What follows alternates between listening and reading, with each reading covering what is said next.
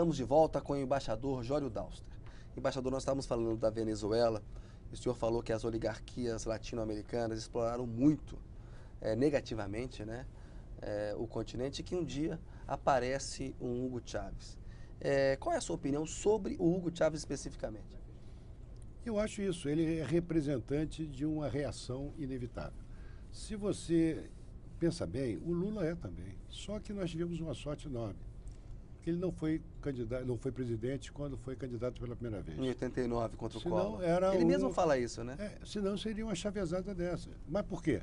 Porque ele representava alguma coisa que vinha desses porões do Brasil, dos grotões, sim, e que tinha que se expressar. Então, no Brasil, nós tivemos a sorte que a Venezuela não teve, de alguém ainda ter podido circular, e mesmo assim, ao ser eleito, ele criou toda aquela aflição daqueles que esperavam que seria alguma coisa parecida, ou seja, um caminho estatizante, esquerdizante. Agora, a Bolívia, Equador, o próprio Uruguai, quer dizer, esses países estão tendo que passar, esse é um momento inevitável. Isso acha positivo, isso? Eu acho positivo porque a história vai te cobrar isso amanhã ou depois. Quer dizer, o presidente anterior da Bolívia falava espanhol com sotaque de americano.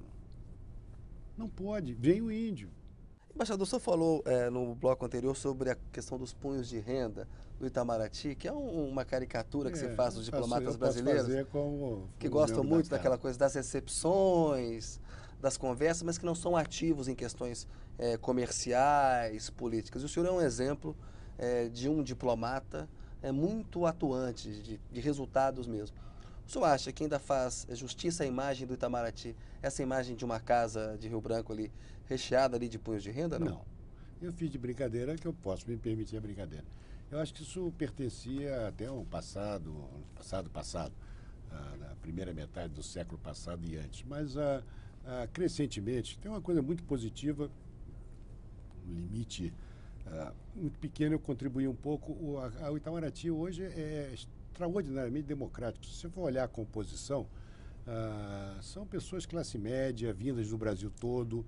Houve uma série de medidas tomadas para poder estender o recrutamento e evitar que houvesse Havia uma elitização causada, por exemplo, pela própria exigência de falar 3, 4 línguas. Ora, eu fui aprender essas línguas até para fazer o exame com grande dificuldade para meus pais que tinham que pagar professor particular. Hoje em dia já tem cursos, também sim, é diferente.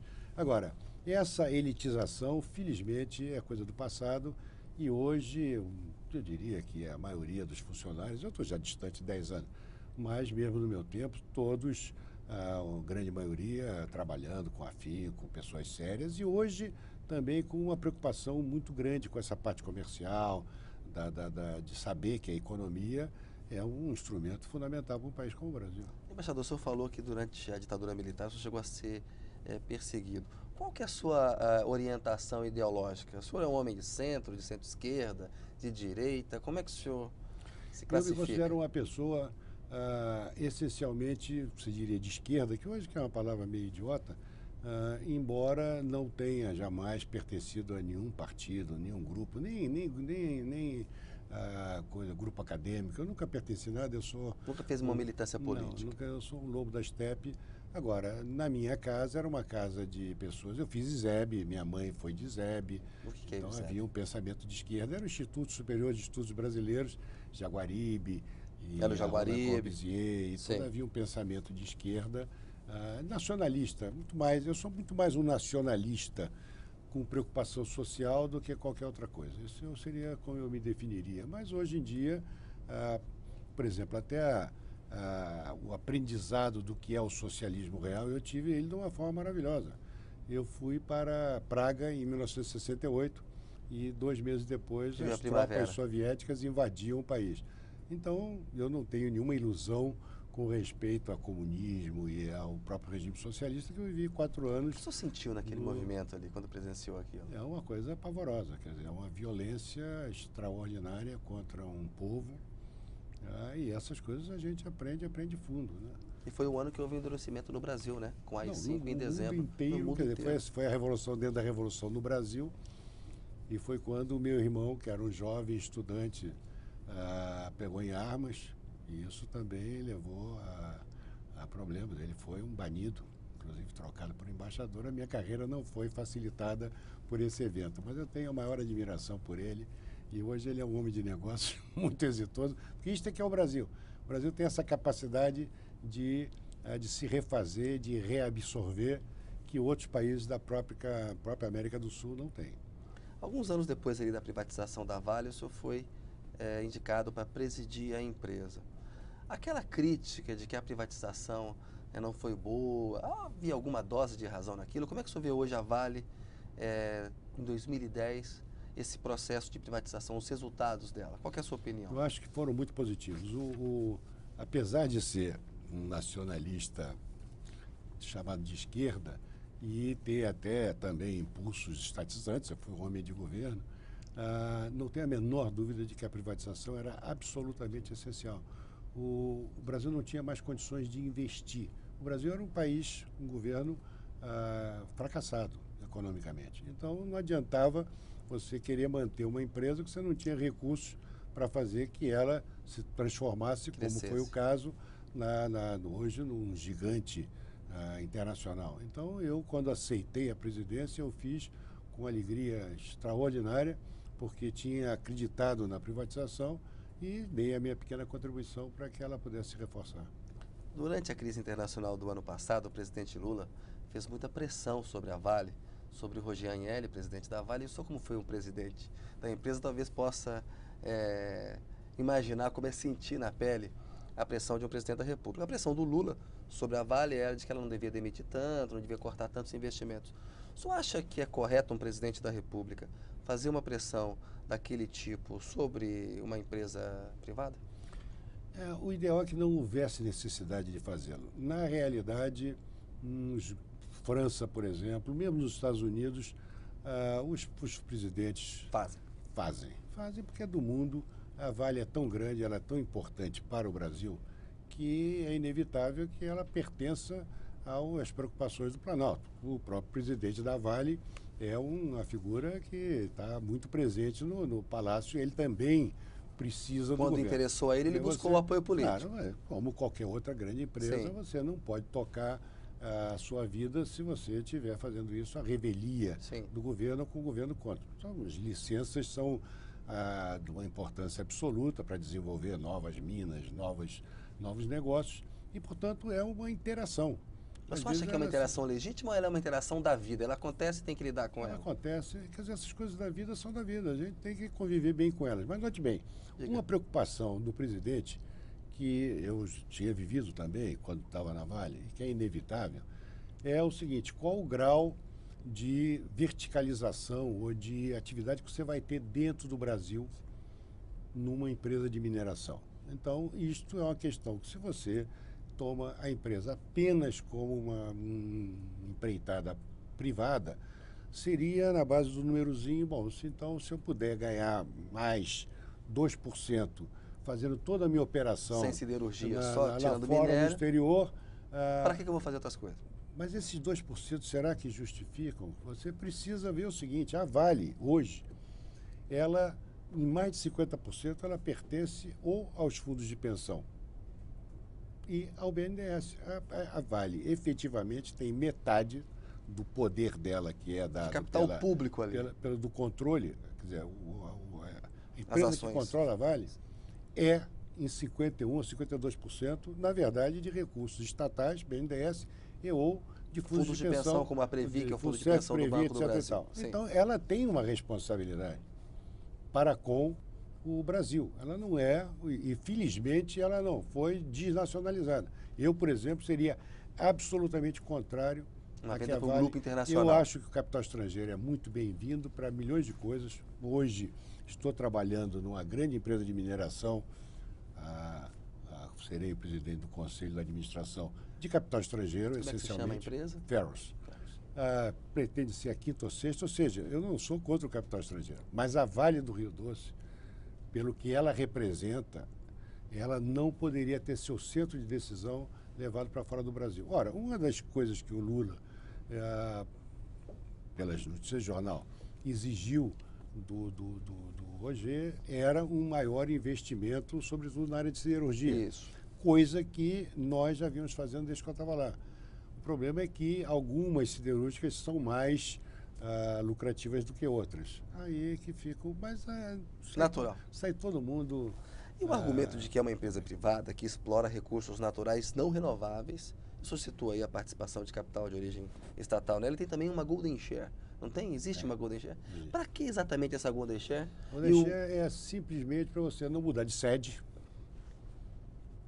Se um dia alguém resolver vender para uma multinacional e uma multinacional quiser levar a sede para fora do Brasil, o governo pode impedir. E se também quiser se desfazer desse elemento central que são as minas, a estrutura de ferrovias e o porto. Então, a essência da empresa está salvaguardada exatamente com essa visão histórica de que ela tinha um peso na economia. Pode ser que daqui a 30 anos já não tenha, mas naquele momento, e por enquanto, eu acho muito bem colocado. E o argumento da exploração dos recursos naturais não renováveis, que isso dá ao governo o direito de sim virar para uma empresa do tamanho da Vale e dizer, olha, está explorando recursos que vão acabar um dia. Nós temos direito de, pelo menos, exercer a nossa opinião sobre os rumos aí da empresa. Não, eu acho que não é pelo renovável ou não renovável. Eu acho que todas as empresas hoje têm uma consciência social crescente.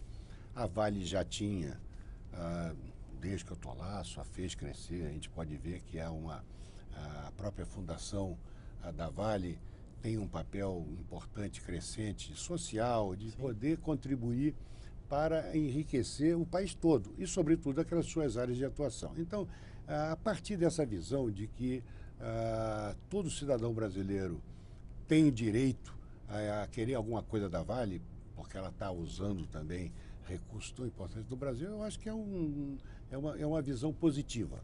E esse caminho que o governo Lula tem adotado de estimular grandes fusões nacionais para montar empresas de maior presença global. Há uma crítica de que há uso de recursos do BNDES, recursos que são dados com juros abaixo da taxa Selic, ou seja, que o governo, de alguma maneira, está beneficiando alguns grupos privados nacionais.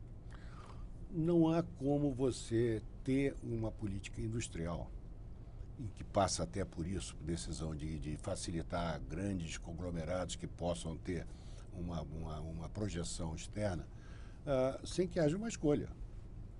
Então, é extremamente difícil para o homem público, e eu já estive em situações desse tipo, quer dizer, como você lida com esse problema sem estar fazendo alguma coisa que seja inidônea, que seja uma vantagem considerada realmente, aí é que é o problema. Você tem que analisar caso a caso, a receita do bolo não foi dada, você não compra na farmácia. Agora, eu acho que a ideia de que se você fragilizar ou deixar fragilizado, algumas empresas vão ser compradas pelo capital estrangeiro e você jamais vai poder ter um controle mínimo da sua economia, justifica, pelo menos, que não seja contra a ideia. Se depois ela é bem aplicada ou não, tem que ver a cada caso. Caso a caso.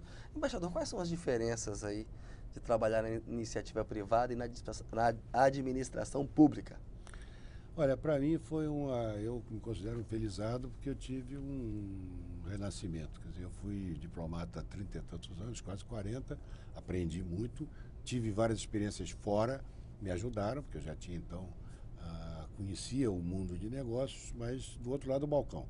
E quando me ofereceram a chance de ser presidente da Vale, eu inclusive queimei as caravelas, pedi aposentadoria prematura, teria mais 10, 11 anos de carreira, exatamente porque eu achei que eu tinha que entrar, sabendo que ali não duraria eternamente, mas tudo que eu pudesse aprender ali, eu ia poder utilizar depois eu refiz a minha vida, foi uma experiência maravilhosa.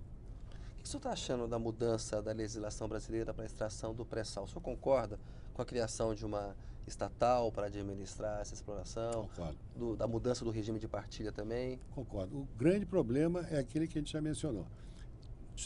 O diabo mora nos detalhes. Como é que vai ser feito? Você criar uma outra estatal inchada, você ser um instrumento de empreguismo, isso aí é o fim. Agora, o modelo que você tenha controle efetivo dessas riquezas, é evidente que o caminho é por aí.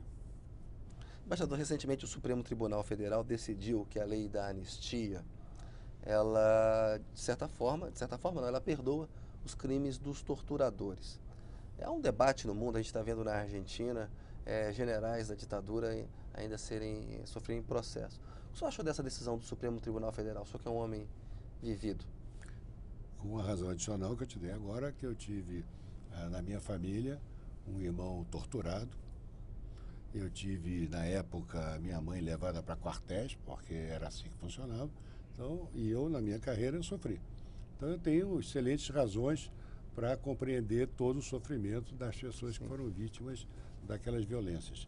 Eu acho que o Brasil tem, que o torna diferente, é essa capacidade de superar ódios.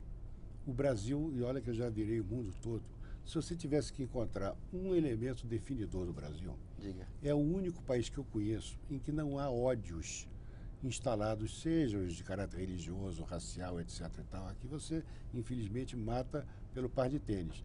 Mas não mata porque ninguém saiu dessa ou daquela igreja.